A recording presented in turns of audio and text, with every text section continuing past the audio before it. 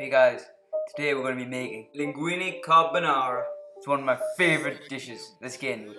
What you will need are as follows: 100 grams of linguine, 1 whole egg, 25 grams of Parmesan, and 50 grams of Pancetta. Okay, let's kick things off by cracking an egg into a bowl and move on to the cheese, which is probably the most important bit to any carbonara. The traditional carbonara uses 100% pecorino, but in our case we're using 100% Parmigiano. We're going to weigh out 1.5 ounces of it and mix until fully combined.